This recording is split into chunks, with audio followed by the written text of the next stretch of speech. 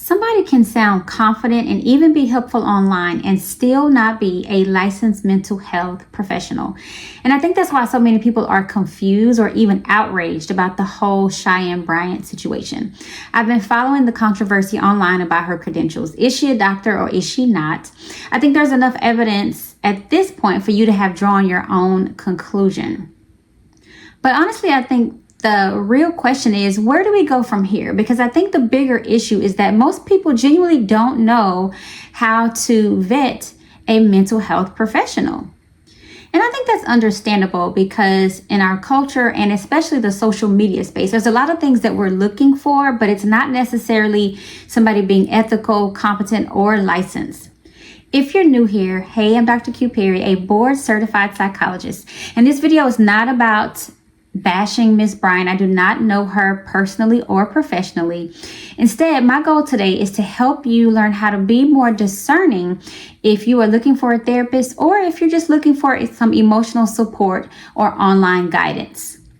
Now, why do we trust online personalities? Most of us in the regular audience, potential clients, or even podcast hosts and producers are not clinically trained on what to look for when it comes to a licensed mental health professional. So we rely on other signals. And one of those signals is their communication signals. So does this person appear to be confident? So when they are speaking, are they articulate? We assume that if they're articulate, then they must know what they're talking about. Right? We're looking for buzzwords. I know a lot of people are using a lot of psychological buzzwords. So things like trauma, things like triggers, things like gaslighting, attachment styles, toxic relationships. These are things that sound like you know what you're talking about. It sounds like it makes you an expert, but I want you to be careful because using these terms do not automatically make you a competent and ethical licensed professional.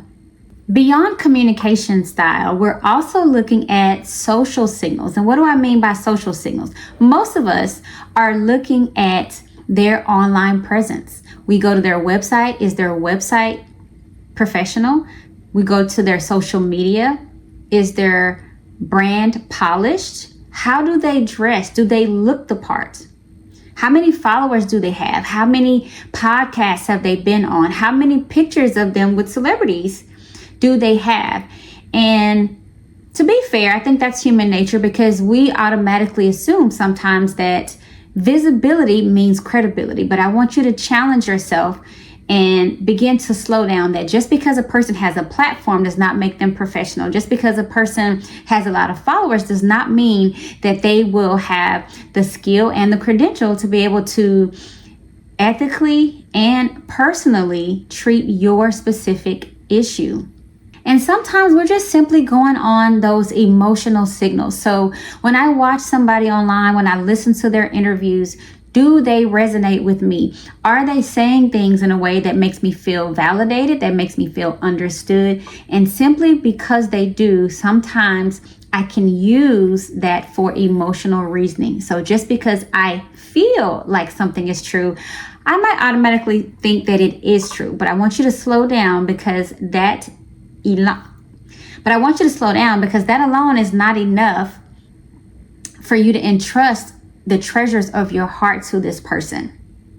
So what should you be looking for when choosing a licensed mental health provider? Today, I want to walk you through several things that you can do, whether it's online, in the online space, or if it's a therapist that you are trying to decide for yourself. Before I get into the details, the main point I want you to take away from this is that before you open up the details of your history, of your marriage, of your parenting, of your medical history, of your mental health symptoms, whatever is going on with you, past or present, before you open yourself up to that, I want you to know that it is okay and even necessary for you to ask about this person's training and their credentials. So go ahead and give yourself permission to do that. A lot of times when I have gotten people to contact me for consultation for therapy, they'll ask me general questions about my experience. What is your experience treating depression, anxiety, grief? How do you typically approach marriage counseling? How do you include faith in your therapy work? And those are expected questions and great questions to ask. But it is okay to ask your potential therapist about their license. So you might ask things like, what state is your license in? Are you currently licensed in my state? And the reason why this is important is because let's just say you have a master's level therapist, right? Or even a PhD level therapist in the state of Texas, but you are located maybe in Georgia. Now, this person might be able to see you in Georgia, but depending on where their full licensure is, they may be only able to offer you life coaching and not therapy. And see, if you don't really know the difference, just because it's therapeutic does not mean that it's professional therapy. And so you want to be able to know the difference. And so for me as a psychologist, we have what's called PsyD. So even though I am fully licensed in Texas, I also have authorization to be able to treat people mostly nationwide. There are some states where there's not the authorization. I don't have authorization, but for the most part, I'm able to see people outside of the state of Texas as long as I am operating under certain guidelines. So just because I can see people outside of the state of Texas doesn't mean that I automatically should. So look at their license. You also want to, I'm looking down at my notes, you also want to think about accountability. So a license is not just about a title. It's not just about whether or not you can file insurance. It is about accountability. If this person does harm to me, if this person bills me in an unfair way, if this person violates my confidentiality, if this person is inappropriate with me, who can I report this to? Do I want to open myself up to somebody who has no authoritative or governing body? That is very scary. For some people it may not matter, but for most people, I imagine that it feels good to know that you can trust that this person has a set of guidelines and rules that they are expected to adhere to. You also want to look at their training and their competence. So you might ask questions about, where did you complete your training? How long have you been licensed? Are there any populations that you specialize in working with? Do you specialize in trauma? Do you specialize in trauma with Black women?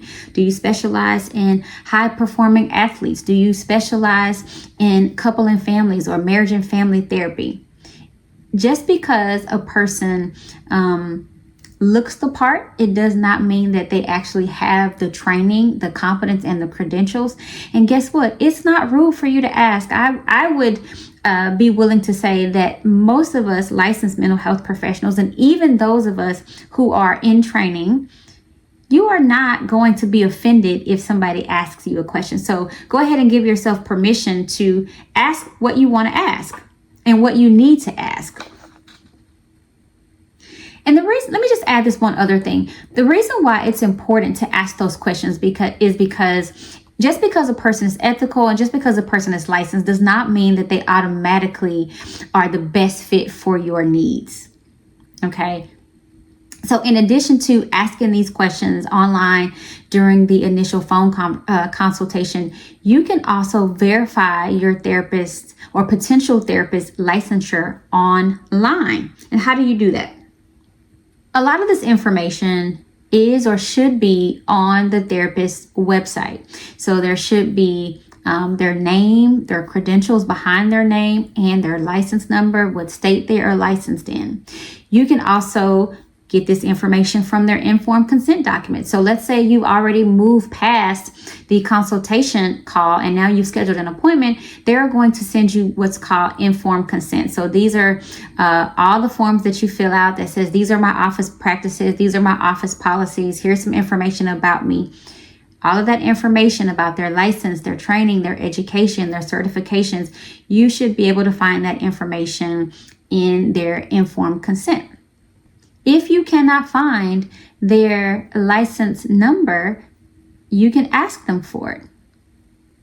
So here in Texas, we are governed by the Texas Behavioral Executive Council. And so you can go online, you can, if you know your therapist or potential therapist name, you can type in their first and last name. You can search by their license number, and their full name should pop up. It should tell you if the license is active. And then you can also get a history on whether this person has had any disciplinary actions taken against them, because it's public information and that is something that you need to know. Another way to vet a licensed mental health professional is you can simply ask or Google their credentials. So for example, behind my name is a PhD, ABPP. And what that simply means is the PhD. I have a PhD in counseling psychology from the University of North Texas. And then I am also board certified by the American Board of Professional Psychology. So that is what the ABPP means. So for psychologists, most likely you're going to see a PhD behind their name, but for some people they have PsyDs. Okay, you might also see the credential LP. I've seen people use that, a licensed psychologist. For counselors, depending on your state will determine the specific credentials, but for the most part, for master's level counselors, you might see an LPC, which stands for a licensed professional counselor. You might see an LMHC, which is a licensed mental health clinician or counselor. I think I have also seen LMHP, a licensed mental health professional. So each state may have their own designation, but they are pretty much synonymous with master's level education in professional counseling. For social workers, you will most likely see an LCSW, which is a licensed clinical social worker, or if the person is still in training, you might see an LMFW as they are working to still get their hours. And speaking of that, behind some of the credentials, you might see an I for intern, you might see an A for associate. And so it does not mean that that person is necessarily incompetent. It just means that that person is currently in training, but they are required to work under a fully licensed professional.